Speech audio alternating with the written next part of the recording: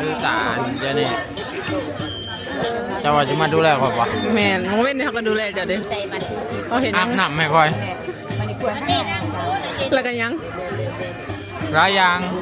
อาบน้ำซาหัวคุยใครล้างก้นให้บุญ บ่แม่ นวดให้อันบีบให้เหยียบหลังให้เหยียบหัวให้ สุดยอดจะมาครั้งนี้สุดยอดไป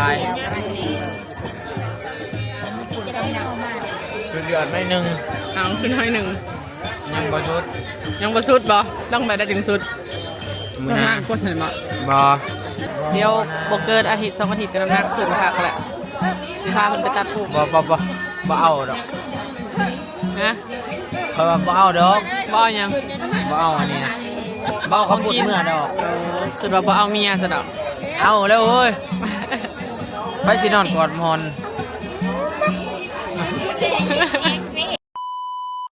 สบายดี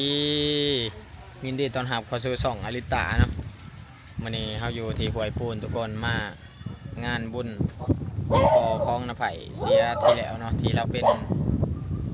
ญาทาน ญาทานเนาะญาทานอยู่วัดดงเห็นเจ้าเนาะ วัดน้องปักซอง วัดน้องพวกชองก็อยู่ดงเห็นเจ้าแหละ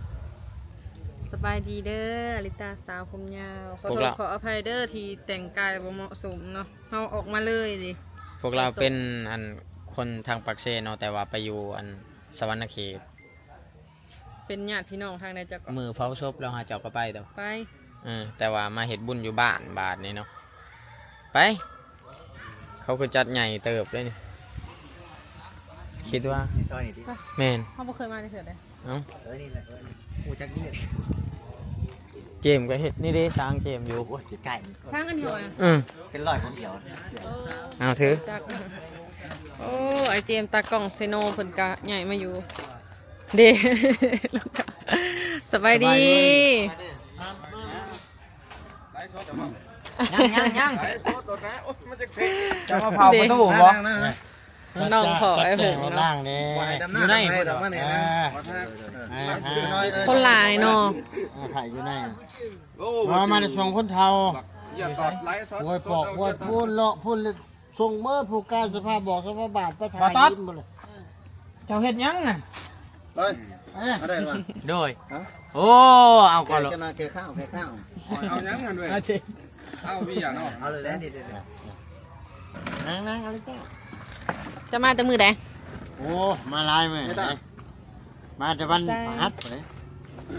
จะพาลูกจะมาอีกเนาะ ลูกชายก็มานะมา เปิดเสียต มาพี่ดิ แก้ฟ้า เข้ากล้องนี่นะ มาเนี่ยเสียตัดเขาจะเก็บภาพจะหน่อยนี่ บอกเขาส่งภาษาต่างประเทศ มันเป็นไฮยักษ์เมื่อแหละ คุณนอทางเขาอยู่พุ่นคนหลายเดือนนึงเนาะ มาหาผู้สาว ไป ไป ผ้าก้อยเขาไปหาแม่ไหม เขียนแล้วจ้ะไปขอหน่อย เขาในก็ได้เลยสิออกมาหาเด้อ ขอบใจแล้วล่ะ ถือไปสิไปเลยบ่ ไปเลยเรา ตอนที่ถือไปนี่เขาบ่เฮ้ย บ้าเลยในคนละปอง อ่ะใส่ถุงจับ อยู่ตั้งนา ใกล้บ่ นี่เด้ในรังเหือด ใหญ่บ่ บอ แท้อยู่ไก่กันกับไอ้เจมส์เนาะ ใส่กัน เศร้าไปตากล้องแล้วบัดนี้ ยังเป็นอยู่แต่ว่ามาอันนี้เห็นเวียกอยู่มีตัวข้าว สัวข้าวหรือถามว่าวันนี้ เหลือข้าวบอลแต่ว่าฟังเบิ่งอนาคต ถ้ามีงานมียังเอิ้นใส่กับป้ายมันบ่ แมน อุปกรณ์ก็ถือมาอยู่บ่ โบที่ถือให้ทีมงานอยู่เซโน่แหละถ่ายไว้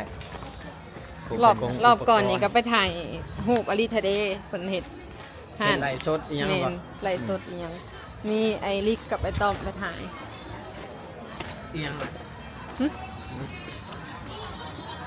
ใช่เดี๋ยวซื้อน้อย อีกยังอันนี้เอาเธอเบียร์มานะ ๆเออ เป็นหยัง เบียร์อยู่ในเนาะ บ่เป็นหยังดอก ถือมาเลยถือมา ไม่ใช่เลยอัน ถือมา นาบ่าวบ่แม่นนาบ่าวนาไพ่เขาย่างไปเฮือนครัวก็ได้ หลังมาวางไว้ ตั้งนาเลยนะ ไปเขาย่างก็ดิ เรียกมา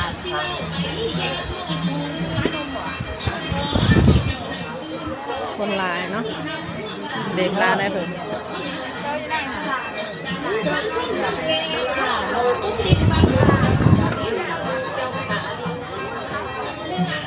ใส่น้ำไผ่ นั่งนี่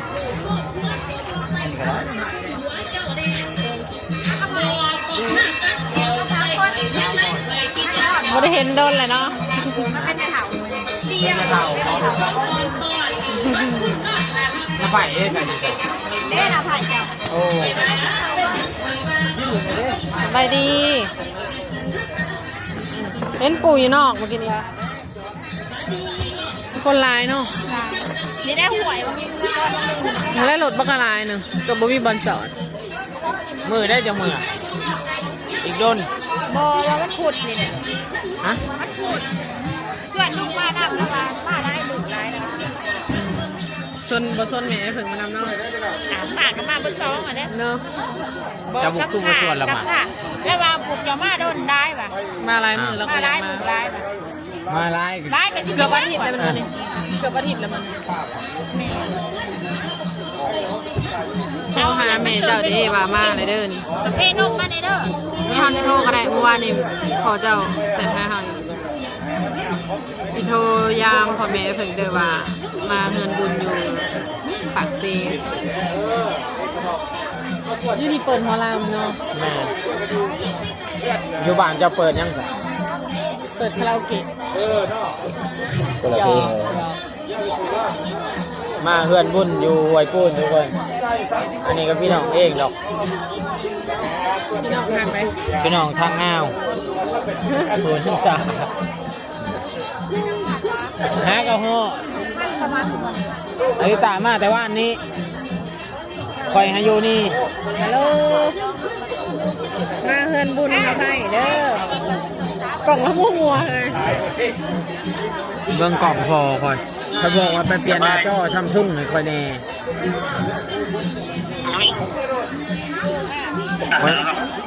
คอยมาเฮือนบุญแล้ว เราได้ยินอยู่อยู่นำกันเลยเด้อนี่เด้อนี่เราเป็นห่วงยังมาทันได้ใส่แต่วิตามินความหัก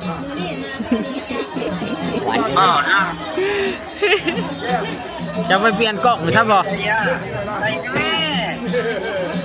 เจ้าไปเปลี่ยนกล่องเจ้าใหม่ซะ กินน้ำยังบ่เป็นหินไห่ กาแฟไป เอากาแฟ เย็น กาแฟนมปุ๊กขนาดเด้แซ่บตีลึกกระซิบเบอร์นี่ ๆเขาจะไปหาเปลี่ยนจอโทรศัพท์ซัมซุงตัวไหนเด้อ ไปเห็ดมากิน เด้อเด้อเด้อ ไปเดือด โอ้ยังนอนนะเนาะ ของเล่าเลยนี่ฮัลโหล โอเค กาแฟก่อนเบิ้งแซนร้าน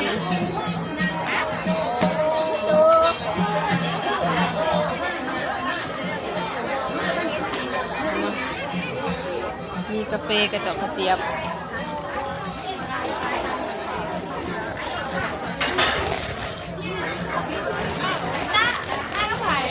มาก็ให้เพิ่งนะฮะนี่ฮะกระหนังโต๊ะนะวางได้นี่เด้ยังเศร้านะบ่ได้มาบ่เศร้าดาว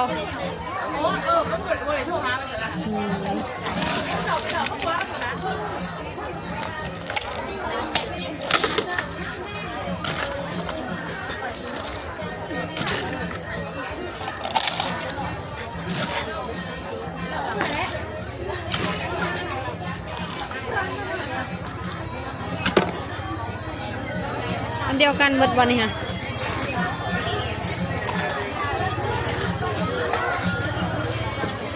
ก็ได้แล้วบัด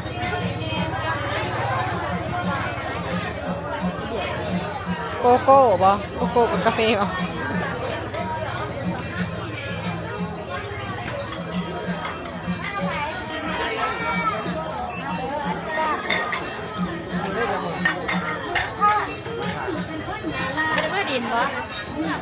บริเมื่อนะเขาอยู่นี่มาเลยติดอยู่ เป็นไทยปักเซ่แล้ว บ่เมื่อไปจะอยู่นี่เลยเขาบุมักสวรรค์ มันจะปาเต้เหรอมันจะมาปาเต้หรอ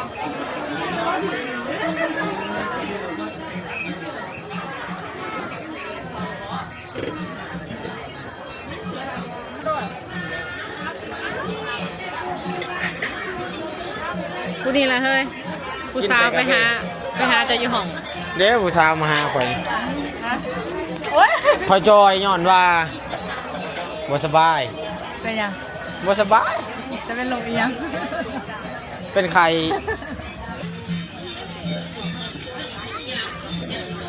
แต่บ่อยากยังสำนานี่กินเบียร์เลยกินมาแล้ว กินได้ อิ่มเลยนะไผ่เอ้ย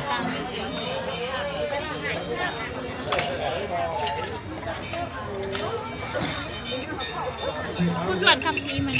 คำซีมันเมาล่ะ เมาใส่ เมาอยู่ทงหน้า บอก เออ ไปเล่นทงหน้าบ่าวสวรรค์ก็มานำเว้ย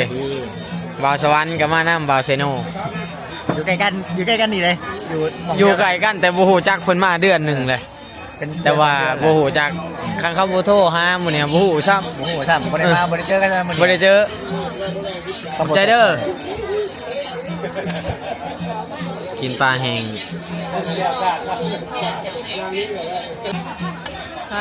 ของกินเต็มโต๊ะย่านร้านบ่ได้กินเลยนี่ยอมาเบิ้ อยากตำคุ้งก็ตำ เด้อเขาจะไปตามมาดอกกินบ่ตำหงกินบ่ พอแล้ว อยากกินมาเบิดเลย ไปครับ เว้นก่อยรุ่นแล้วหายเนาะก็จอยลงบนทุกคน กินละลายกินละลายนี่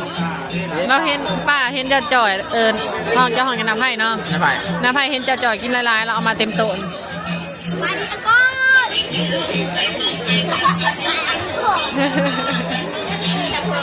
เต็มที่คนร้าย เด้อ เนาะ หลาน จะได้ด่าน F4 กันเนาะ เด้อผู้นั้นเลยถังหาเขา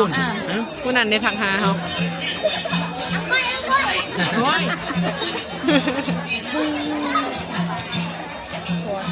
กระปุ่นนี่ไผ่เห็ดจับปะ เขากรอบไม่ลูก มาพี่ เด็กๆด้วยไซส์เท้าอ้วนๆอ่ะนะ เดินเอาไปเห็นถึง ผู้นี้ตีจอย เอาแห้งจอยแล้วอะมาพี่ จ้าลิกาดิ บ่แมน อ้วนนะข้าวนะคุณอ้วน แก๊สเป๊ะ แม่นบอกคนกลมเนาะคนกระบวดแต่ว่า เฮ้ยยางเฮ้ยอย่างยางพวกนี้อยู่ใต้หยามันมาจะมาหยางไปทางหนาที่ได้หยามัน พากันกินข้าวเอ้า อะไรไม่ได้เด็ด กินเอาให้กินหน่อย คุณอะไรจะเห็น ได้ โอ้ย กินเป็นนั่งเท่าอีกเนาะเพิ่นเนาะสวัสดนา ยังไม่ทันแต่งปะ น้ำแดง มีเจลิซ่าปะ แฟนเพิ่นเป็นลงเห็นบ่ มีแต่ว่างานนี่บัวผ่านเด้องานศาสนาศาสตร์เด้อศาสนาเด้องานศาสนาบุญเจ้า เอาเพิ่นเอาตอนไหนไผสิ เราบอกก่อนนะดี ตีลืมอีก จะอยู่ใช่ไหมมันอยู่คุณบอกอยู่ใต้ตี เพิ่นมาอยู่ที่ อยู่ไทย แม่นไป เดือนไหน พิสูจน์ ปีกาย ในใช้ผัวเพิ่นสาวสา ใช่แม่มันเป็นปีใหม่เขาว่าสาวว่าว่าพวกนั้นเบิ่งสามแล้วเอ็มซีบ้าเอ็มซีก่อน มาเบิ่งก่อนนะเนี่ย เออ เพิ่น ผู้เป็นเชียร์ สบายดีหน้าคือกัน กินได้เด้อกินได้เด้อ โดย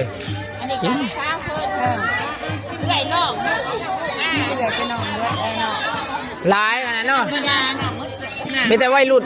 เล็บสี่จะกระไล่ลายอ่ะสักตัว สปอร์ตได้ค่ะบอกแม่สปอร์ตเจ้าแม่ สปอร์ตสแม ท่านแพทย์นี้กับสักตัวเล้งเจงสปอร์ตเล็ง มันยิ่งเลยนะคันเพลงเลย ท่านแม่เกลืองาบ กระเลิงงับ กินได้เลยกินได้เลยมือตังกันเนี่ยน้ำกันนะน้ำชาจิตังหน่อยมือตังกันเนี่ย ยังมา กินทีละกิน กินเจมส์กิน พ่อมาแล้ว กินเนี่ยอิ่ม กินได้ละอย่างเลยกับต้มเลือกับปุ๊บ ไอ้ตาว่าขอจอยแห้งเอาจับ มากแม่กับปุ๊บเอาต้มขึ้นจาน อลิสามาไปหาสื่อ ย่างอยู่บน เลี้ยงวะ สืบเป็นง่วยใด คือหันจะตุ้ยแป๊บเดียวกับตุ้ย เอาบ่ โอ้ยคอยบ่มีตุดอกสำ ทรงโปรตีนให้เอง เป็ดช่วยคำพันธ์นะ มีแต่ถ้าบังคับเจ้าจะต้องกินบ่อยากก็ต้องกิน หืม ตุ้ยโลดเห็นบอกเจ้าขบกับทำอีกถ้าบังคับจะกินจะปังอันเจ้าปฏิเสธทำไม่ได้เด้จะยันทำบ่มัก ต้องกินในแบบมันต้องแบบถือวิธีเลยมันมีสูตรมันแบบ กินจิบกินยังของอย่างจุกจิกกับตุ้ยได้ แบบขั้นกินหมวกกินส่วกับมันกับโบด้วยกัน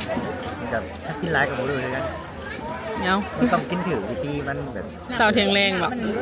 ผมอาหารหาหมู กินกินตรงเวลาเนี่ยแหละกินพวกมันร้ายกับโบด้วยกันกับโบด้วยกัน เราเมืองผิดหนึ่ง นี่แล้วกินอันนี้แหละก็แล้ว แห้งแล้วนะตอนนี้ กินอันนี้แห้งจอยบ่อยากข่าวกาแฟ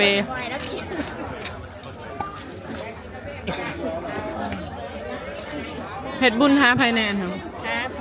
หาเมหาไม่ขาว เห็ด อ้าย เห็ดร่วมมาเลย บุญรวม มันเห็ดแต่เห็ดเบิดนะให้ผู้ละก้องละก้อง อืม เฮือนลังนี่บ่ที่จะว่าเห็ดอันทอดกล้วยขายนะยังเห็ดอยู่บ่เดี๋ยวนี้ บ่เอื่อยผู้ใดเห็ด แล้วพอหาซื้อยากเดี๋ยวนี้บ่ค่อยมีคนทอดขายนะ เราไปทอดอยู่สวรรค์อยู่บ่ แม่นน้องสาวนี่ เอาเหรอ บ่แม่นน้องสื่อบ่แม่นกระดาษเด้อสินะ เราอยู่ นี่หาเกียร์ให้ไปไปเขาสิจับขึ้นในตู้ทำ กระต้มเฉพาะเฉพาะเทงเลง กินเฉพาะเล้งเด้งไข่ เฉพาะเล้งเพลง ยอง สมัยกันเลยกันนะครับ กระจายที่จอยกัน กินเฮ้ยกินเต้นไร ถ้าจะเอาว่าเป็นเนาะปี4 เดือน7 เดือนเขาก็เริ่มปากเริ่มบ้า ไข่ปักเซเนาะ ถ้าลูกเอา เปิดฮอลลีวูดแหละ เอ้ายังไม่ได้เบิ่งบ่ได้ตองได้แต่ เราไม่ได้เบิ่งมากก็เรื่องงับคอยบ่เนาะ ไม่ได้เจียงยัง เราก็ เล เริ่ ย มงัด ยังก็แสดงมันก็เริ่ม เจียงยังเลยซิมบ้างไหมซิมบ้างเจียวปลากระเตา กูรู้บ่ฮะ ซิมบ้างเจียวปลากระเตา กินเนาะ แซ่บมาแล้วเว้ยแต่ว่ากินบ่ได้ซื้อ กินแบบบลาย แกไปละ เอามาเจ็ม หวานน้ำปลานะ ปลากระกินได้แต่ละหน่อย ที่งานบอกผู้ แม่ ชาย เอา ไง แม่เอาเพิ่งมันบ่ต้องไปอยู่วัดนี้มันบ่ แน่นไปพร้อมเฮาเนี่ยเจ้าจื้อเฮาอยู่วะเฮาก็ไปวัดพร้อมแล้วนะ บ้านนั้นบ้าน แก เพิ่ ก็ น ดู ก็อยู่ หนั หั่ ง น เมื่อมาเรียนเมื่อ มากผมกัน แกท่านเอาอีกว่าหนัก ไม่ได้ร้ายเดพักลวก โอ้พัดบวก นี่ ห ยัง นึ่ง มา เฮ็ด ไก่ ก็นั่งหนึ่งมื้อนึงนี่ได้นะไม่ไม่ได้ เอายับออกนี่ นี่ได้กับคุณที่กินไม่ตั้ง เฮ้ยอันนี้ยับถอยหลัง ได้ โอ้ยตีตัวดูไป เฮ้ยถ่ายเห็นนะ เจ้ามา เฮ้ยถ่ายเห็น ย่ นะ องลูกย่อง ลูกไผ่นี่เอามาแล้วเพิ่นเลย บ่แมน ฮะลูกไม่ใหญ่ แมนเด้อเอาแล้วมากองหนา1 2 3 1ยิ้มหวานยิ้มหวาน1 2 3โอเค แต่บ่ทายบ่ลูกกับแม่นี่แม่เป็นเมียทางบ่อยนะ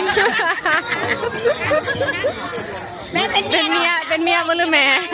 ลูกไม่ใหญ่แล้วอ่ะ เฮ้ยเป็นเมียลูกเป็นแม่ แม่กับแม่หมดแล้ว ครับลูกไม่น่าป่านี่ แจ่วปลากระเตากับลวกผักในขักเลยเฮ้ยเพื่อร้ายเนี่ย ไปอยู่ไกลเลย จะมาอาหารแบบนี้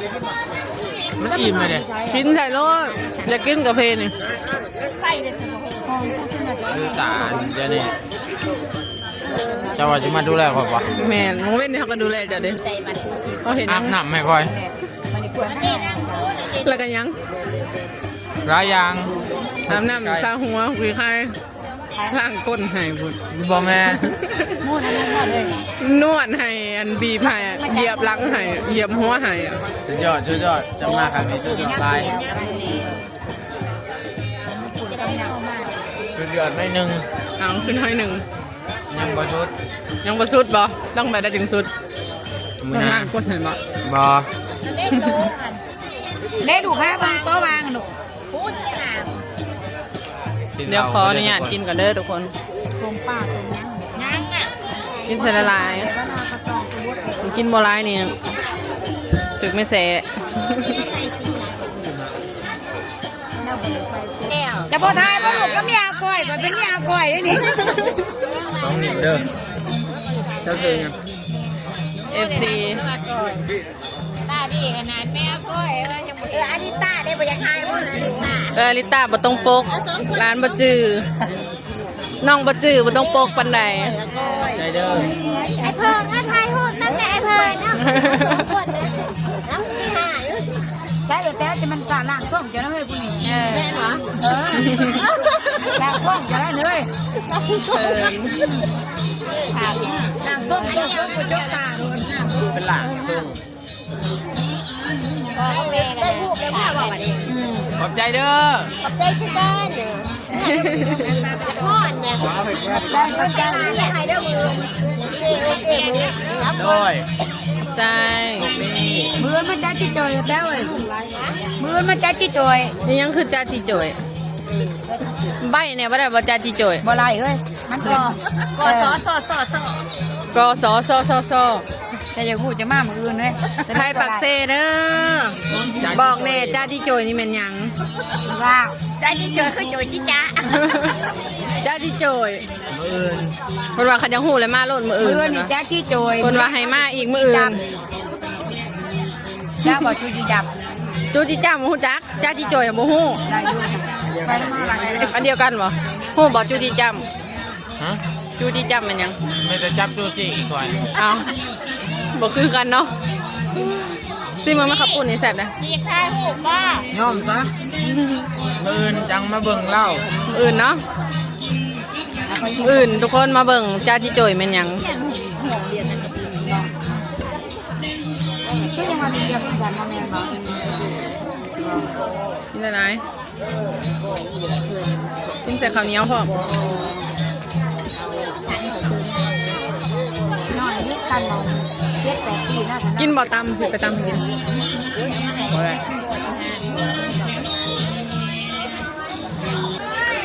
FC เนาะแต่ก็ว่าคนเป็น FC ก็ได้ ซื้อหยังก็ สุตรีสีสุกตาตาแม่ จักปี อันนั้นคอมเมนต์ที่บู จักปี 6 ปี7 11 6 เออเป็น FC ไผ FC แองก้อย FC แองก้อย เป็นผู้หญิงหรือผู้ชาย ใช่ คือบ่ซื้อสลิปมาใส่มาถ่ายหูถ่ายใช่มั้ย ใส่มาใส่โทรศัพท์สิถ่ายเห็นไหม บ่มี ใส่โทรศัพท์ เอ้า เดี๋ยวถ่ายน้ำมันก่อยเด้อ มาจะไปยับ ย้ำเข่าใกล้ๆย้ำเข่าใกล้ เออนี่ ๆเนมเด้อ ยิ้ม ก็ได้แก่ส่งท้ายแล้วหมด 1 2 3ยิ้มหวานยิ้มหวานยิ้มเห็นแขวยิ้มเห็นแขว มาหันใจเด้อ แค่ส่งมาดิ ยิ้มเห็นแขวเบิ้งอย่างงาม เดี๋ยวมึง แขวบ่มี แถววอง นั่นแหละ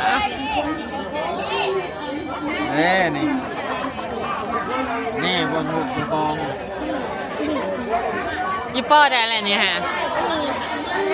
นี่ปนึงอีกปนึง คือถอดจันเดย์เนาะเฮ้ยเนาะ ใหญ่ ประเด็นใหญ่แล้ว กว่านี้อีก ประมาณ จันเดย์จักปี สามเท่า 7 ปี 11 ปีเห็นนะ ฉันได้11เลย สามเท่า11 ปีเห็น 11เลย ซ้ำเท่าไหมแต่ว่าอายุ ประมาณ 8 ปี 8 9 ปีหรือเปล่า มันตัดกันไปนั่นครับพี่เดี๋ยวจักครับ ก็ได้สิคลอดนี่บ่ บ่มาเนาะ เออ เราก็เคยมาปักซี่ ยี่อ่ะ ตะกี้หันจากมาก็โทรหาแต่ย่างตัวเบิ้ง เอื่อยยังวะ เจ้ามาโทรหาแม่ทำข้าวโอ้ย FC แท้คือชื่อยังอลิส โอ้ยน้องผ่าเราใช่ไหม ซ่า อลิสยังให้ว่าใหม่ อลิส ท่านบอกมาเถอะว่าเป็น FC แล้วบอกมาเถอะ อลิซาเบล อลิตา อลิต้า อลิตายังเต็มนาม อ่า อลิตายัง คือแกเราอยู่แล้ว ที่ตามไม่อยู่ที่ตามไม่อยู่ สรุปติดตามอยู่วันนี้ ที่ตามไม่อยู่หรอ ติดตาม ต สาวผมยาว 3 เดือน เป็น FC อยู่แต่ว่าสื่ออลิซ่าเพิ่นว่าเพิ่นบอกเฮาอลิซ่า แม่นบ่ เปลี่ยนสิ่งใหม่ละ ได้ซื้อใหม่แล้ว ยังบ่ได้โม่จำนะยังบ่ได้โม่บุญสับโอนเอา เริ่มเมื่อเลยเนาะจะไหนเฮาก็สิได้กลับแล้ว เพราะว่าเป็นหยังคือบอกว่าพ่อแม่มาเพิ่นว่าเพิ่นยากหลายอย่าง ในใจก็อยากเอาอ้ายมานำเนาะ หายเนี่ยเป็นอย่าง ไป นี้ เหี่ยวยากไปมายาก แม่น เพิ่นย่างเดี่ยง เราเฒ่าเลยนี่เนาะ เออ คนร้ายแบบสีแห่งกระเตกเราบ่อยากมาเหมือน เราคิดว่าเจ้าอยู่ก็ปล่อยได้หันเป็นเดือนแต่เจ้าอยู่บ้าน โอ้ยอีแม่ก็ฮู้อยู่แล้วก็เบิ่งคลิปอยู่ บ่ฮู้พอฮะ พอบ่ฮู้แต่แม่ แม่ก็ฮู้ซะบ่ ก็เบิ่งคลิปเฮาอยู่ แม่นบ่จะได้นั่งข่าวน้องแก่ บ้านได้เจ้าหันสิได้เป็นไผ่ต้องเห็นนะ บ้านได้สิเป็นเคยต้องเห็นเงินเลยเด้นี่ สำคัญบ่เจ้านี่อันนี้ไปเป็นไผ่ต้องเห็น อันนี้สิไปเป็นเคยต้องเห็น แฟน แฟนจะเอามาบ่ เมื่อยแล้วหลัง ก็บ่เห็นเรา เราหลังถั่วอยู่ข้างหลัง ไม่บ่เห็นเราไผ่ต้องเห็นก็มาบ่เห็นจ้ะ เราหลังถั่วอยู่ข้างหลัง บ่เห็น ตัวมาจาก ตัวเมื่อกี้นี่เห็นแต่เด็กน้อย มาเด้เป็นจะได้บ่ได้พักบ้าน ถ้าเป็นคอยนี่ก็บ่มาซ้ำคอยหลังถั่วอยู่เนาะมันแฟนมันมานั่งข้างหน้าเฉย เท่ากับจะได้ปิดคลิปไปเด้อทุกคนที่เปล่าเอาลงเนาะไอ้เพิ่งก็กินได้ร้ายเติบแล้ว เดี๋ยวบอกเกินอาทิตย์2 อาทิตย์ก็น้ำหนักขึ้นคักแหละสิพาเพิ่นไปตัดผม บ่เอาดอก นะ คอยว่าบ่เอาดอก บ่เอาหยัง บ่เอาอันนี้นะบ่เอาข้าวปุ้นเมื่อดอก คือว่าบ่เอาเมียซะดอก เอาแล้วเอ้ยไปสินอนกอดหมอน บ๊ายบายฝากทุกคน ทุกคนคลิปนี้เฮาก็สิลาไปก่อนเด้อจะมาโมบุญแต่ว่าลืมหมดพดเงินเลยตามันบ่มีตู้แต่ก็โอนเอาตอนเราเสียก็โอนให้ล้านหนึงแต่ว่าตอนโมก็1,000ก็พอแล้วช่วงนี้บ่มีเงินไปได้บ๊ายบายทุกคน เชื่อบ่บ่เจอสิเมื่อแล้วสิหิวกินไปให้อีปลานะ บ่เอาพอแล้วปืนก็มาใหม่